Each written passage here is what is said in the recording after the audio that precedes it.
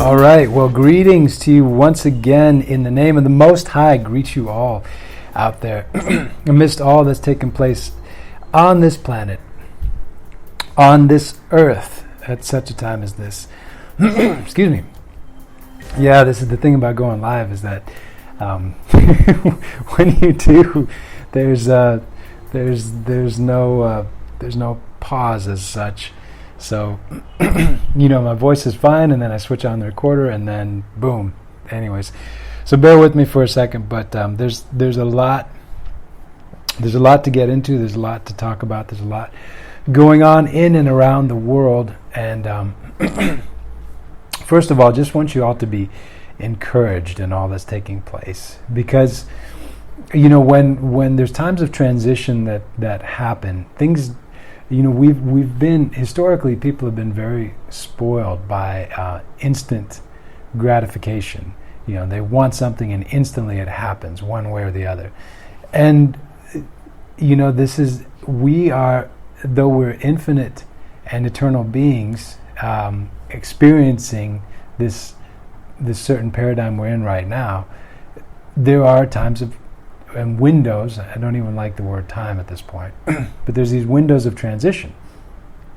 And in the transitions that take place, there's a lot of things happening, and there's a lot of things that shift and move simultaneously. And maybe sometimes it might not be in the way that you have set expectation, but it doesn't mean that things aren't continuing to move forward in a particular way.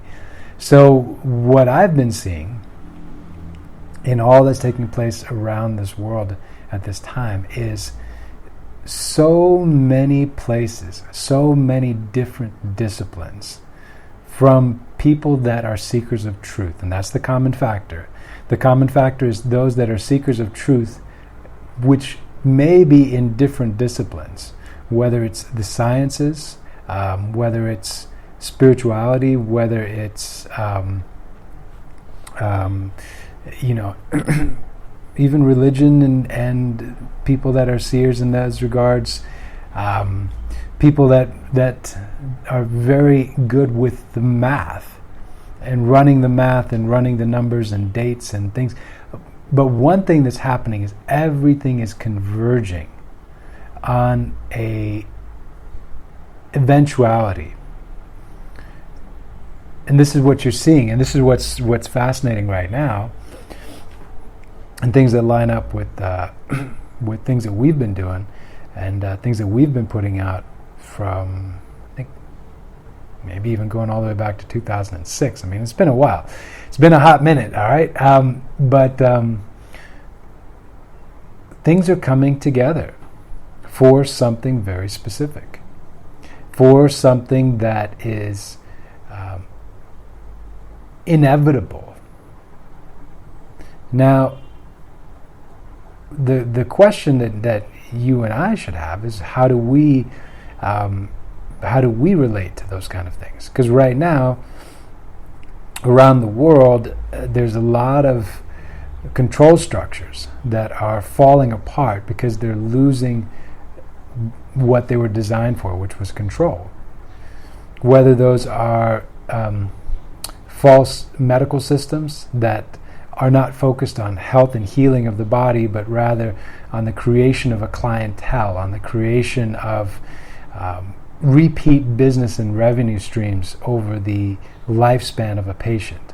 There's many things that are called medicine, relating back to, from what I understand now, the Medici, the Medici family in Italy. So there was a commerce aspect involved in the creation of modern day medicine. But there's many people that are within those structures that their goal is not to see you healthy and well, because then they don't have a customer. The goal is to treat you and to get repeat business. So it's not about health and wellness in the body, it's about repeat business and continuous treatment for a person. So, this is where, you just see control structures, governments. My gosh, how many are being exposed left, right, and center. People that created a certain narrative around themselves, and now they're being caught and drug out into the open for the lie that they are and the lie that they perpetuate, and the kind of decisions that they make that are not in the interests of their constituencies, but are in the interests of those that got them into power and those that control them. So we see now this is the world, unless you truly don't want to see. Okay, if you don't want to see and you want to go with an illusion and a lie, then you can very much find a subset of people that want to surround themselves with the lie and perpetuate that lie and and reinforce that lie among themselves. But for those that want to see what's true and what's real and what's actually going on, then they can see it. It's coming up more and more and more. Now, reality itself is becoming more and more fluid. You can get up tomorrow and it can be a completely different day than it is now. Things can shift and they can change in an instant. You can go from a position of perceived weakness to incredible strength, to something in between. Everything can change and shift in an instant. And this is where I want you to also recognize who you are in this equation and your ability to affect your experience. See, part of what the world system was designed to do was to keep you in a low vibration, low frequency, and to get your mind focused on a lot of temporal and meaningless things for the purpose of your creation being in those areas and your efforts being in those spots. And it's amazing because because so many other people are doing that same thing, creating based upon what they're being fed as a narrative around them. We don't recognize there's something wrong with that. We don't recognize that it can be better. We don't recognize that things can change. We don't recognize that things don't have to be like that. You understand? You don't realize that you can live an incredible life because everybody tells you how bad life is. And so then you keep looking for how bad life is supposed to be around you and you keep trying to create that. Listen, when you take a step in the direction of what you truly believe and what you know to be true, things will unfold accordingly to manifest what you already know to be true. That's part of what faith is. Faith is you know it, you believe it, you understand it. You're not trying to work yourself up to something. It's what you know to be true. It's truth. And you know it to be true, and therefore you take a step in that direction. And then things unfold. Things manifest. Now, sometimes there will be challenges to your faith to test and see, do you really believe what you profess to believe? Do you really believe what you think? And what that does is that continues to refine your faith. It continues to for you to come back with like, yeah, you know what, that is really what I believe. That is what I truly know. That is what is real, what is going to be manifest, what you understand. So you have to hold that. And, it is that testing and it is that trying of your faith. And it has that persistence. Once you know and you understand certain aspects, and then you persist in that, it manifests. And you will see the result in your life. And yes, there are certain things that we need to do, but sometimes I've also noticed too, when we try to make it about our personal effort and I'm trying really hard kind of thing, that's also not it too.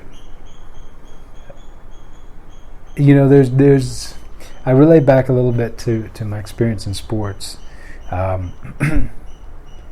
And there is this thing that we, athletes talk about being in the zone. And I go back historically, and some of my best competitions, in fact, for sure, my very best ones that I can think of right now, races-wise, when I swam those races, when I finished, I didn't even feel like I swam. It was effortless. And yet it was the very best experience that I had. There's something about being in that place where things flow. And you can identify with it in different regards. When you see that, when you understand that, the people that were the most incredible athletes were the ones that could do and replicate that all the time, right? So they could do and replicate that place of being in the zone all the time. And those were the ones that just, they just seemed to have that extra gear, that extra understanding, that extra intuition. Now, when it comes to the realm of the spirit, that's you. And what the world wants to do is to take you out of the zone. It wants to take you out of that place where you already know and understand. It wants to take you away from that and to get you like them, gritting your teeth and gotta make this work. No, you can flow. Creation can be light, can be fun, can be amazing, can be quite an experience. Something to look forward to. In the middle of a lot of things coming down right now and being exposed and the light coming in, there's also going to be a time of incredible creation as well. And there's going to be a time of incredible manifestation of so many things. And the things that seem a bit unsure right now, just listen. Those are not to be worried about. Okay? You're not like the world. You're not. You have the kingdom is within you. The king and his dominion is with and in you. You have that. They don't. With that, you have the power to create. With that, you have the power to manifest anything and everything. There is no limitation for you. This is why the world always works hard to get you to create your own limitations. There is no limitation for you at all in anything. You can do, be, and create anything. And you have to know and understand that. Because then you can do it. You can manifest it. You can be it. What would you do if there was no limitation? And I'm saying the word if because I'm going to swap that out in a second. What would you do if there's no limitation? If there's no limitation, what would you dream? What would you create? What would you be? What problem would you solve? What thing would you manifest? How would you make a contribution? What problem in the world would you like to see ended? What would you do if there was no limitation to resource and people and expertise and all the supporting infrastructure necessary would be there to do? What would you do if there was no limitation? Okay, well, how about swap out the word if? What would you do since there's no limitation? What would you do? What will you do since there is no limitation? Will you persist? Will you overcome obstacles that might come up along the way? Or will you go along with the plan and the agenda of the world, which is to try to get you to feel and therefore act helpless and just wait for some sort of external solution just to sort of come your way. You know, why did Jesus tell you the kingdom was within? Well, part of the reason was that's where you look.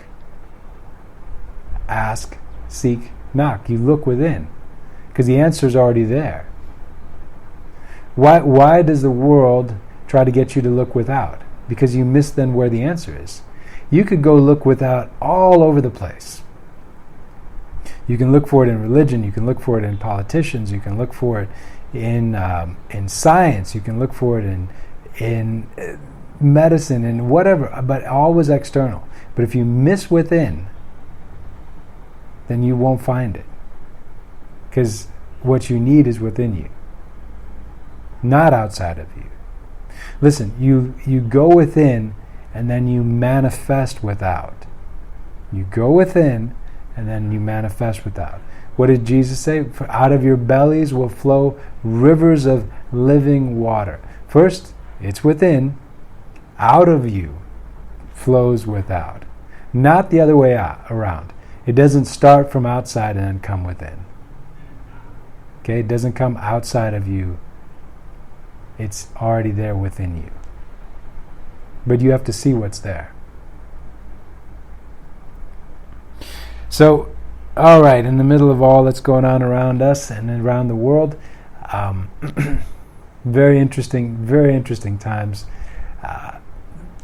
I wonder if people are waking up to some of the insane narratives that have been pushed upon the people and the people have continued to accept. First, the whole mask issue. Now we're still, if you're listening to this in the future and this stuff is all cleared up right now, we're in the time of this podcast, we're in the middle of this whole COVID thing.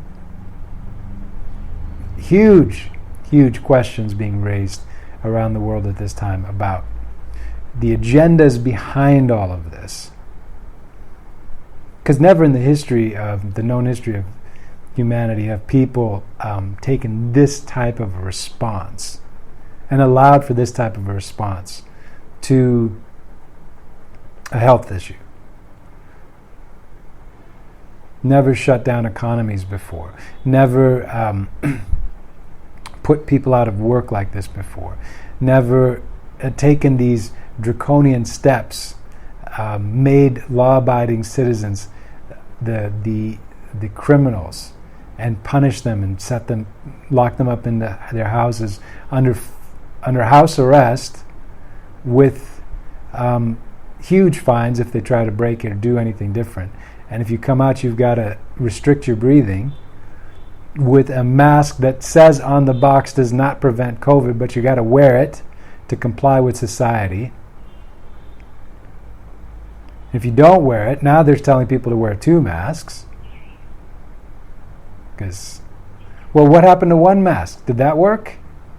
Why 2? Now there's science coming out saying that the masks are causing much more harm to people than good.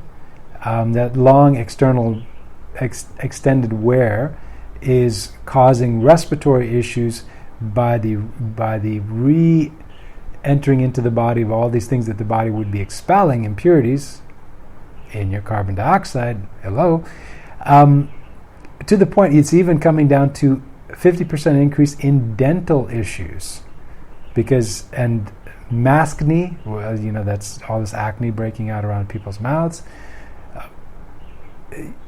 Yeah, look, when people say, oh yeah, but doctors wear this, and look, doctors and surgeons, you know how fast they swap out these things? Like every time they go in to see a patient or into an OR or anything, it's always a new temporary mask that it's on and it's off and it's thrown away. If everybody was doing that, we'd have a waste crisis. But no, this is not what people are doing. People are wearing this, and even then it's not good. Even then there's studies about extended mask wearing among medical professionals that it wasn't a good thing. And that's with them swapping them out all the time. People wearing 2 masks continuously, holding in their carbon dioxide, rotting their teeth in their mouth, getting maskne around their face because a politician decided that it was the idea that he wanted to push on his country. That's not right. And the reason that they do something like this, when even science historically has shown that it's much better to wash your hands, for example, but the reason they do something like this is about social control. It's not about preventing a disease, it's about social control. Because you can't see if somebody washed their hands, but you can see if somebody's wearing a mask. And if they're not wearing a mask, you can go after them. So the crowd and the mob gets to have a tool designed to mass force, and punish reasoning minds and those that might dissent to the conditioning. It also gives them a very quick indicator, the controllers that is, of where they're losing the narrative and where they're losing the battle for them to take their next steps and their next actions. You see, sometimes, I don't know if people realize this, but sometimes the things that you see, there's other reasons that people do stuff. If certain products sell in a market, it'll tell you certain things about them. I've used this example before on a I think one of the shows with Zeph. So when I used to work in disaster management, North India, there's some of these villages where, and this was something I learned while I was there, that so these women have these gold bangles, right, that they wear. It's a part of their jewelry. It's very important to them. And if things get very, very bad in the home, what they would do is, the last thing that they would do in these areas is pawn that gold jewelry. Other places in the world, one of the first things they do is pawn their gold jewelry. But in those areas, that was the last thing that they would do. So for an aid worker, if they went into some of these villages, and if the women were not wearing gold bangles, they knew that the situation had gotten very dire in those particular villages, because it had come to that point where the women were not wearing that piece of jewelry that was very important to them because they'd sold it because they didn't have any resources left. So in a situation like that, somebody could go into a village and very quickly have an assessment of a lot of other things that were probably going on in that place. So you could assess very quickly, finances are strapped. That means that populations are much more vulnerable.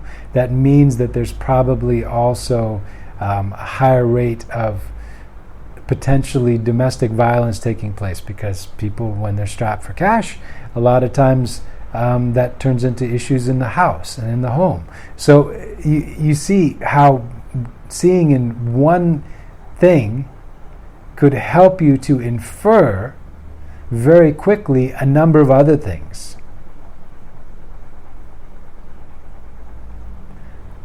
So you could have a very quick way of making an assessment in a place based on experience.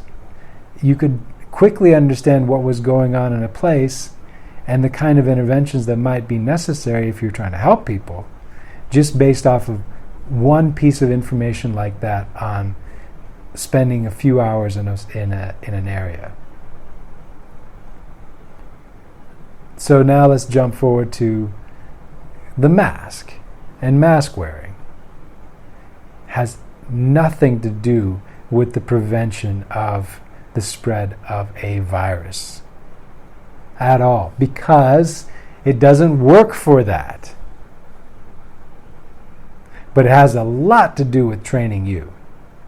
It has a lot to do with training the population. It has a lot to do with getting the people to accept a level of servitude and slavery. Not recognizing who they are, not moving forward in their humanity, but accepting the position of a subservient under a dictatorial system.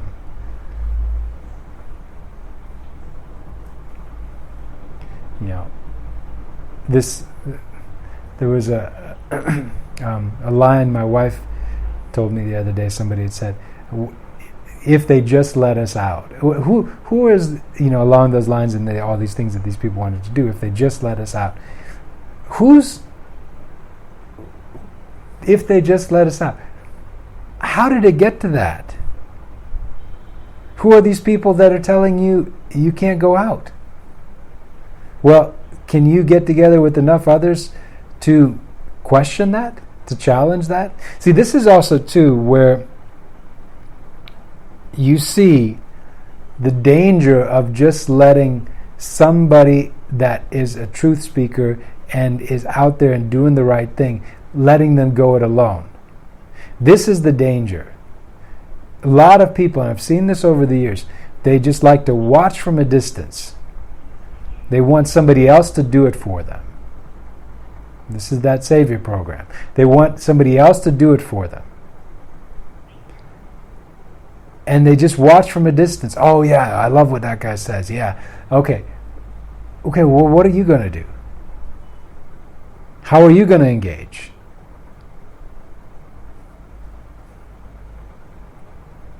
What's your contribution?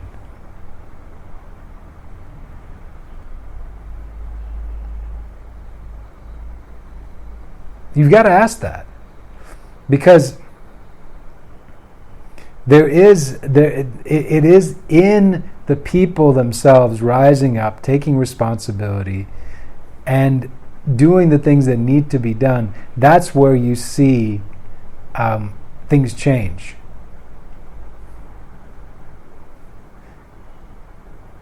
Okay, in the United States, the state of Florida, from my understanding, no masks. And all the rates of infection have dropped dramatically. Maybe if somebody wants to wear, you're a free will person, you want to wear something, go ahead, wear it. But let every person make an informed decision for themselves and be true to their convictions and their conscience. That's part of what it is to be a grown-up. You have to let people be who they are, to the extent that it doesn't damage and hurt another person. If you start to destroy another person's life, now then something needs to be brought into question and stopped, because you don't get to do that.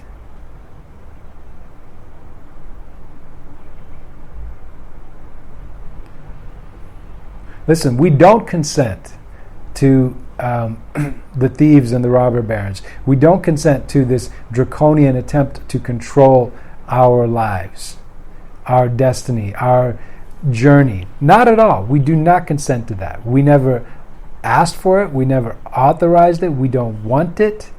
We reject it emphatically. And we call upon everybody else who is like-minded, that values their freedom, that values their humanity, that values their journey of this life, that it is not here to be a battery for a bunch of psychopaths.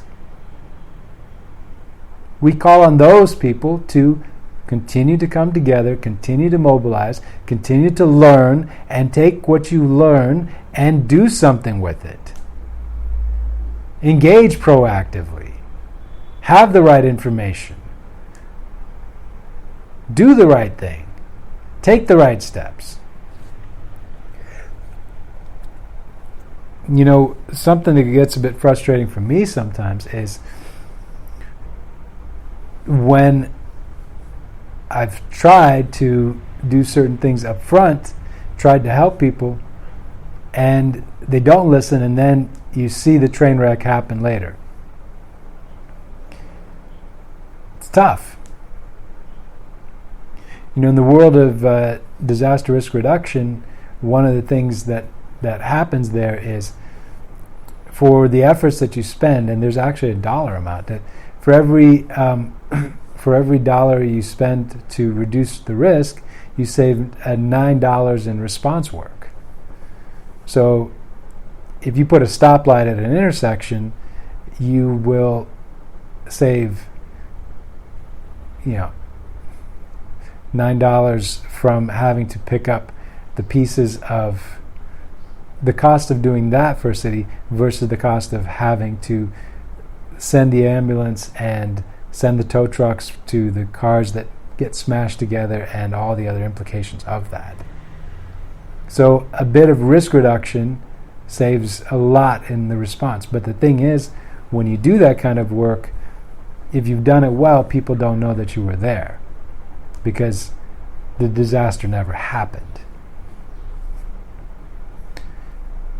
And what I'm seeing now in places that I have been, in places that I have worked, and places that we tried to bring solutions and they didn't accept them or they delayed on them, because listen, delay is also a rejection.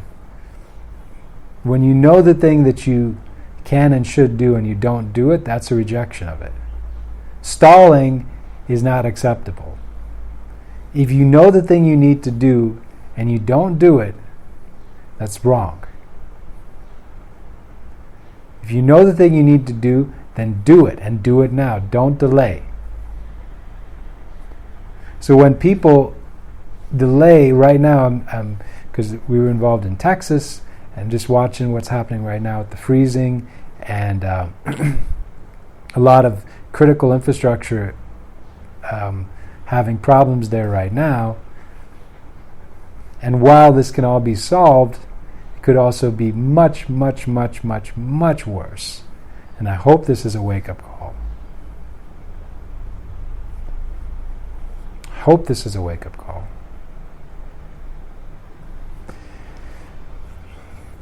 Around the world, all over the place. Listen, there's a few things you can do at any given time to make sure that you and your family and the people that you love and care about around you are okay. Just in general, just think about and plan for a couple weeks at any given time. Most things are solved within 3 days, but just if you can sort basic provisions for you and your family for a couple of weeks, in most cases, things will be resolved and restored.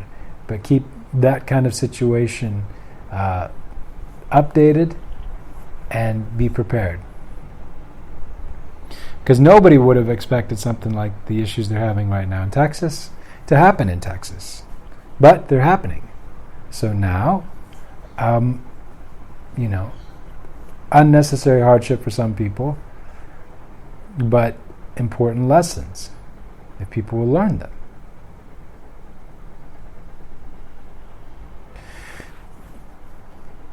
Well, there's a big lesson here with all this crazy COVID stuff.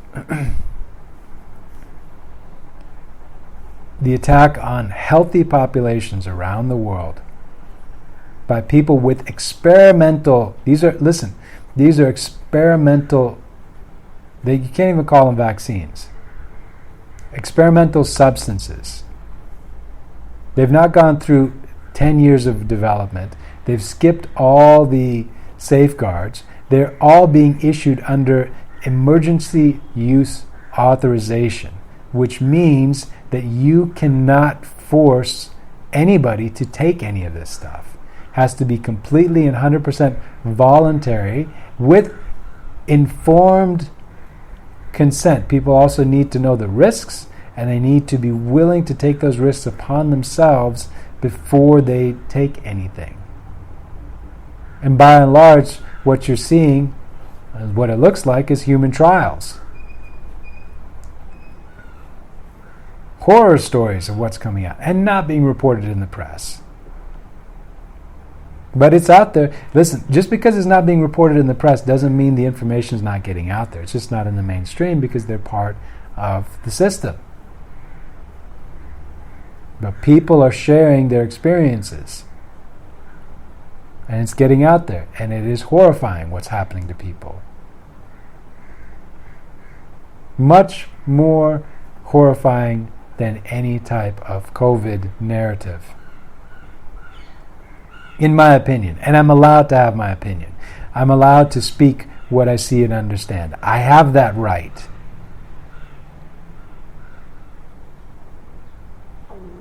And I will use it. And I'm fine with it. And if you're listening to this and you're a human being, you should be supporting that.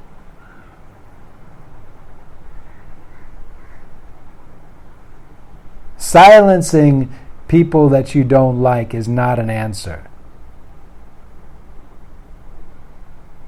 Have an informed conversation. Learn something. Share something.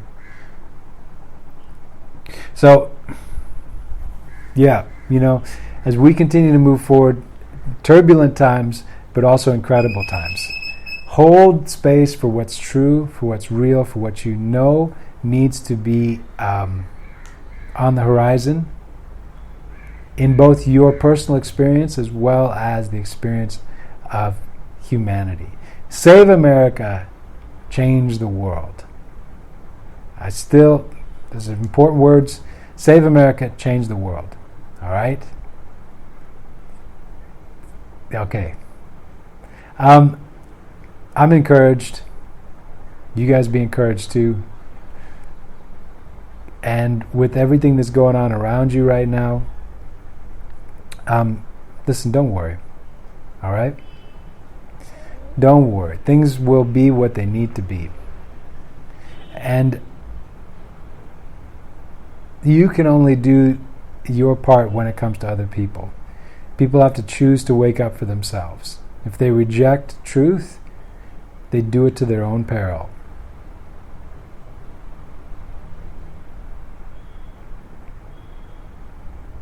But you are responsible for you. So start there. Once you have dealt with certain things within yourself, do what you can to help others. All right?